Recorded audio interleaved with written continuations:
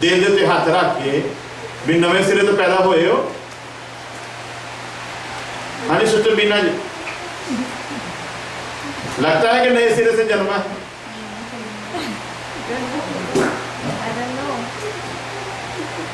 आगे चलेंगे, थोड़ा ऊपर करो। अब 18वें वर्ष में क्या लिख रहा है?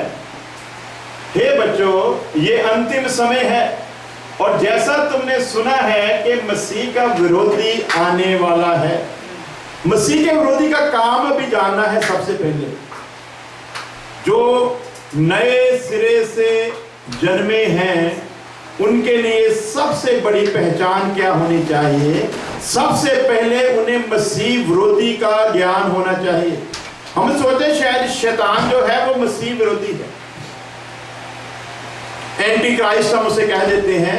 हमारी सोच में इतना ही है कि वो शैतान को भी परमेश्वर को भी दोनों को कभी किसी ने नहीं देखा। दोनों एक जगह पर बैठकर अपना अपना काम कर रहे हैं। अब क्या लिखा? मसीह का विरोधी जो है वो आने वाला है, हमने सुना है। तो आज लोग जो है वो एंटी क्राइस्ट के ही इंतजार में बैठे हैं कि वो आने वाला है। वो कब आएगा? 2000 साल से तो शागिर्द कहते आ रहे हैं वो कब आने वाला है। उस वक्त भी कह रहे थे, आज भी कह रहे हैं, लेकिन किसी को पता नहीं। मसीह विरोधी आने वाला नहीं, मसीह विरोधी आ चुका है। वो जिसने आना है उसने अभी बाद में ही आना है। जो प्रत्यक्ष होकर आएगा, जो हकीकत में सामने आएगा, उसने अभी आना है। लेकिन अभी उसको आने की जरूरत नहीं, क्योंकि उसके लिए हम लोग ही काफी हैं जिनको वो वहीं पर बैठा अपने रिमोट के द्वारा चला रहा है। और संसार में अब भी मसीह विरोधी जो है वो काम कर, जहां पर लोग इस कलाम को उस रीति से नहीं पेश कर रहे, सच को उस तरीके से नहीं पेश किया जा रहा, वहां पर शैतान को आने की जरूरत नहीं। जो इस रीति से नहीं चल रहा वो उसी की संतान है। इसलिए लिखा कि जो पाप करता है वो अपने बाप शैतान से है, क्योंकि शैतान शुरू से ही पाप करता आ रहा है। अब जो सच्चाई पर नहीं खड़ा, जो ट्रुथ पर नहीं खड़ा है, वो ऑटोमेटिक ही शैतान का काम कर रहा है। इसलिए शैतान को प्रत्यक्ष होकर प्रकट होने की जरूरत नहीं। जो उसकी बातों में आकर काम कर रहा, इस कलाम को बिगाड़ रहा, इस शब्द को बिगाड़ कर अपने तरीके से पेश कर रहा है, वो शैतान का बेटा है, वो शैतान की संतान है। इसलिए वो क्या कहता है? मसीह विरोधी आने वाला है। उसके अनुसार अब भी बहुत से मसीह के विरोधी उठे हैं। जो आने वाला है वो हकीकत में जिस तरीके से उसने आना है वो तो बाद में आएगा, लेकिन उसने अपना काम जो है वो शुरू कर दिया है। वो उठ चुके हैं। इससे हम जानते हैं कि ये अंतिम समय है। अब नए सिरे से यदि हमारी पैदाइश हुई है तो सबसे पहले हमारी जो जंग है, शैतान से जंग तो बाद में होगी। सबसे पहले उसकी सेना के साथ हमारा युद्ध है। वो लोग जो उसके पीछे लगकर इस खुदा के कलाम को बिगाड़ रहे हैं, सबसे पहले हमारा युद्ध उनके साथ है।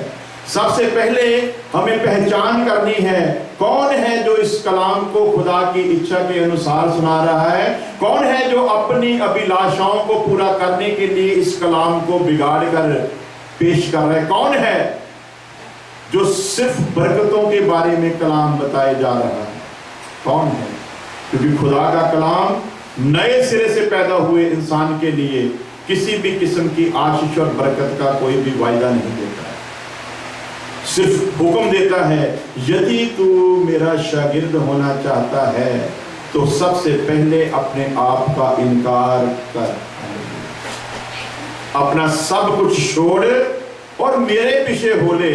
स्वर्ग में फिर तुझे वो मिलेगा जिसके लिए मैंने अपने बेटे को इस जहान में सबसे दर्दनाक तकलीफ देकर कुर्बानी दी है। तो हम तो इसी संसार से जुड़े हुए हैं। इसी संसार तक हमारी सारी अभिलाषाएं जुड़ चुकी हैं, इसी संसार से हमारा मोह बन गया है, इसी संसार से हमारी मोहब्बत लग गई है। इस संसार के सिवाय तो हमको कुछ नजर ही आता नहीं है। क्यों नजर नहीं आता? क्योंकि मसीह विरोधी जो हैं वो उठ खड़े हुए हैं। पड़ोस ये खुदा का दास यूहन्ना लिख रहा है, उस समय से ही उठ खड़े हुए थे, क्योंकि उसे पता था ये कलाम दुनिया के शोर तक जाना है। इससे पहले ये सच्चाई लोगों तक पहुंचे और सचमुच लोग नए सिरे से जन्म लेकर उसके ऊपर चले। आओ हम कलाम में ही से ऐसा पेश करें कि लोग सच्चाई को समझ भी नहीं सकें।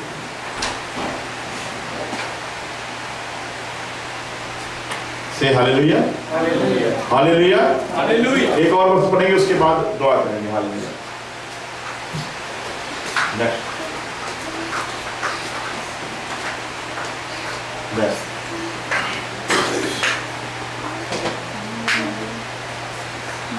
एक तो हमने देखा कि यूहन्ना ने तो क्लियर कर दिया, जो नए सिरे से पैदा हुआ है उसे संसार से या संसार की किसी भी चीज से मोहब्बत नहीं रखनी। यदि रखता है तो फिर पिता का प्रेम उसमें नहीं, क्योंकि प्रेम एक से ही होगा, जहां तो पिता से करेगा जहां फिर दुनिया की चीजों से करेगा। दोनों के साथ इकट्ठा प्रेम नहीं होगा। उसकी तो ज्यादा बुरी दुर्गत होगी जो दोनों को साथ लेकर चलता है, क्योंकि कलाम भी कहता है तू फैसला ले ले, एक फैसला ले ले, कम से कम तू किसी का तो वफादार रह सके। ये यूहन्ना ने लिखा, लेकिन खुदा का दास पौलुस का लिखता है, क्योंकि शरीर आत्मा के विरोध में है। हालेलुया। अब जो नए सिरे से पैदा हुआ है वो आत्मिक है, वो शारीरिक जो नए सिरे से जन्मा है उसका शरीर के साथ कोई लेना देना नहीं। यूहन्ना को जब तेल के उस ड्रम में डाला गया, उसको नहीं पता था कि मुझको खुदा ने बचाना है। उसने तो दुआ कर दी थी, खुदावंद यदि तेरी यही इच्छा है तो तेरी इच्छा पूरी हो, मेरी कोई भी इच्छा नहीं। उसने उसी की इच्छा के ऊपर अपने आप को छोड़ दिया, लेकिन वो खुदा का प्लान था, उससे उसने काम लेना था, इसलिए उसको मरने नहीं दिया। अब ये नहीं है कि हमको भी तेल के ड्रम में डाला जाए तो हम भी यूहन्ना की तरह बच ही जाएंगे। यदि उसकी इच्छा होगी तो बच भी सकते हैं, लेकिन तेल के ड्रम में जाने से पहले यह ध्यान रखना, मर भी सकते हैं। तो अभी तो बस यही कलाम बताया जाता है। उनको आग की भट्टी में डाल दिया, यीशु मसीह उनके बीच आ गया, उनको बचा लिया।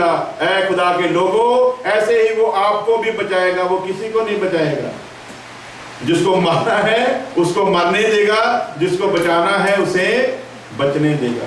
बचाना भी उसके मकसद में है, नहीं बचाना भी उसके मकसद में है, लेकिन हमारी तैयारी दोनों तरीके की होनी चाहिए। इसलिए उन्होंने कहा यदि बचा ले तो भी, यदि ना बचाए तो भी, पर बादशाह तेरी बात नहीं मानेंगे। तो हम तो बचाने के लिए कहते हैं कि तू खुदा के पास आ जा, तू बच जाएगा, तू खुदा के पास आ जा, तेरी बीमारी चंगी हो जाएगी, तू खुदा के पास आ जा, तेरा ये सारा रोग जाता रहे, तू खुदा के पास आ जा, तेरी तकलीफ दूर हो जाएगी, तू खुदा के पास आ जा, तुझे औलाद मिल जाएगी। ऐसा ही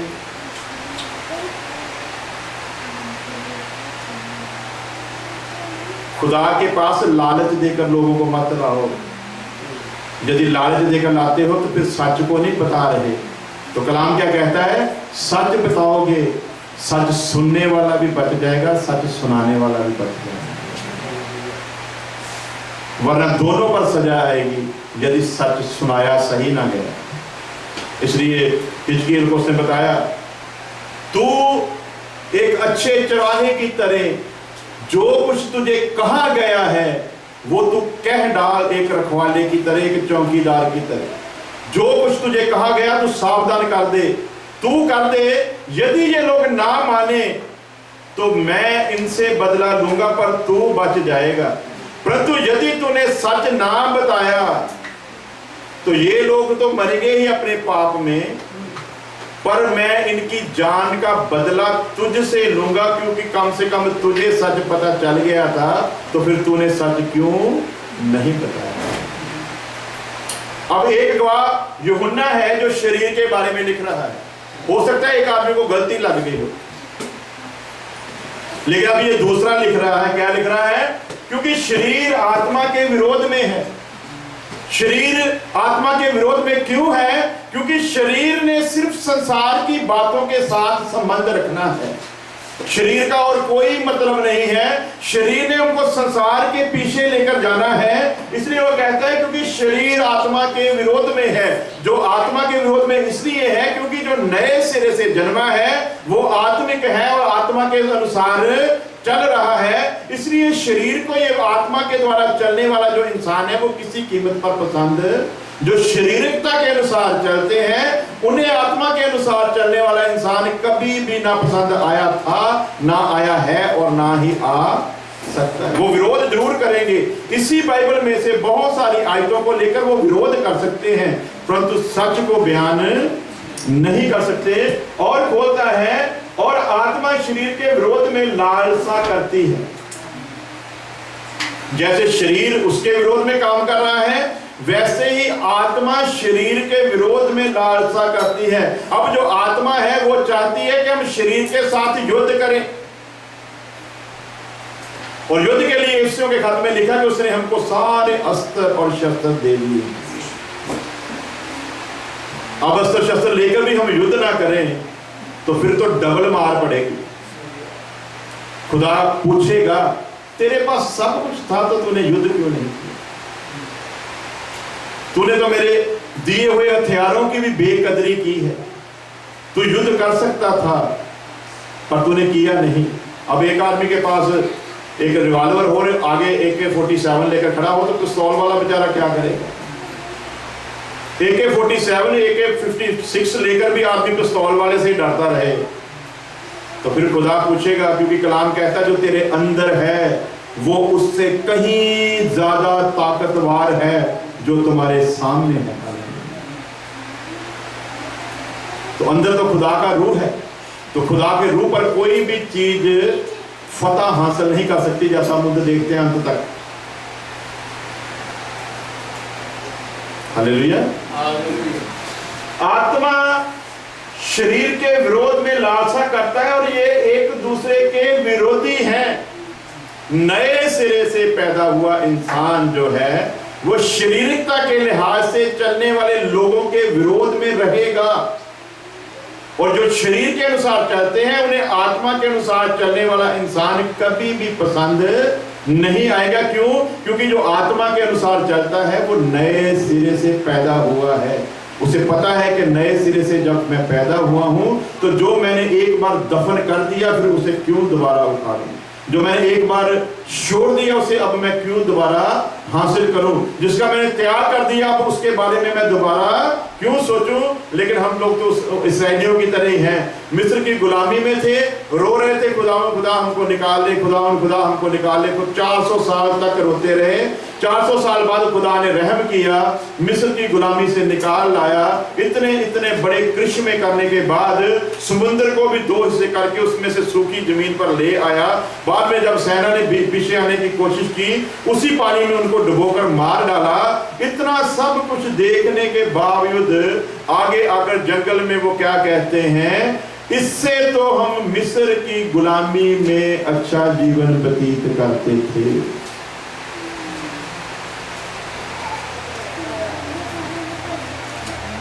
नए सिरे से पैदा हुआ इंसान कभी भी ये बात ना कहेगा कि हम पहले अच्छे थे। क्यों? क्योंकि अब शरीर के खिलाफ आत्मा का युद्ध है। नए सिरे से पैदा हुए इंसान का शारीरिकता के खिलाफ एक युद्ध का ऐलान है और उस युद्ध को करके उसने फतह हासिल करनी है। ये नए सिरे से पैदा हुए इंसान की निशानी है। और लिखा है और ये एक दूसरे के विरोधी हैं, इसलिए कि जो तुम करना चाहते हो वह ना करने पाओ। शरीर तो बहुत कुछ करना चाहता है, शरीर तो बहुत बढ़िया उपलब्धियां लेना चाहता है, शरीर को तो बहुत बड़े बड़े रुतबे चाहिए। पहले मैं इवेंजलिस्ट बन जाऊं, फिर मेरे साथ पास्टर लग जाए, फिर लोग मुझको बिशप कहना शुरू कर दें, फिर मेरे साथ पोप लग जाए, फिर डीकन लग जाए, फिर लोग मुझको आर्क बिशप कहें। ऐसे बहुत सारे रुतबे लेने के चक्कर में इंसान सारी जिंदगी पड़ा रहता है। लेकिन क्या लिखा है, तुम जो करना चाहते हो वो ना करने पाओ। यदि तुम नए सिरे से पैदा हुए हो, इसलिए आत्मा तुमको दिया गया है कि शरीर तुमसे जो करवाना चाहता है वो तुम ना करने पाओ, वो तुमने किसी भी कीमत पर करना नहीं है। इसलिए तुम्हें नए सिरे से खुदा ने पैदा करने के लिए हुक्म किया है कि तुझे नया जन्म दूंगा, तुझे नए सिरे से पैदा होना पड़ेगा। अब नए सिरे से पैदा होकर यदि युद्ध करते हो तो परमेश्वर की ये इच्छा है कि शरीर की जो कोई भी चीज है वो किसी भी तरीके पर हम फिर काबिज ना होने पाए। और यदि तुम आत्मा के चलाए चलते हो तो शरा के अधीन ना हो। अब हम कहते तो हैं कि हम आत्मा के द्वारा चलते हैं, लेकिन वही शरा के अधीन ही चले आ रहे हैं। जो शरा कहती थी, शरा शरीर से संबंध रखती थी, तो हम शरा के अनुसार ही चलते आ रहे हैं, लेकिन हमने आत्मा की जो आवाज है उसको सुनते ही नहीं। इसलिए खुदा का कलाम कहता है यदि तू नए सिरे से पैदा हो गया है तो आज तेरे लिए ये हुक्म है, ना संसार से और ना संसार की किसी चीज से तुम मोहब्बत रख। अपनी आंखों को बंद करें, सिरों को झुकाएं, दुआ करें।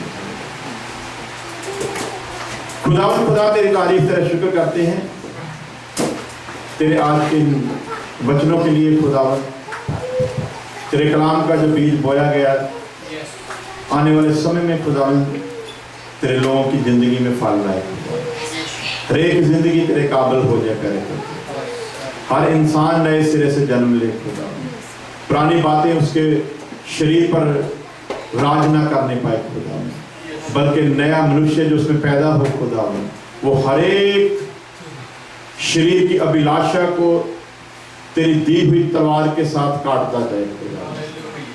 शरीर की अभिलाषाओं की तरफ से आने वाले हर एक बाण को खुदावन तेरी दी हुई डाल से रोक सके खुदा। और तेरा बंदा जो नए सिरे से पैदा हुआ खुदावन तेरी आत्मा में तरक्की करता जाए, तेरी आत्मा में बढ़ता जाए खुदावन, और जब तू आए तेरी दुल्हन में शामिल हो। तेरी तारीफ तेरा शुक्र करते हैं, आने वाले सारे समय को तेरे मुबारक हाथों में देते खुदा। तेरी पाक इच्छा हर एक के जीवन में पूरी हो मसीह यीशु के नाम में। अब हमारे खुदावन यीशु मसीह का फजल, खुदा बाप की मोहब्बत, पाक रूह की रिफाकत और शराकत अब से लेकर हमेशा तक उसके तमाम लोगों के साथ बनी रहे। आमीन।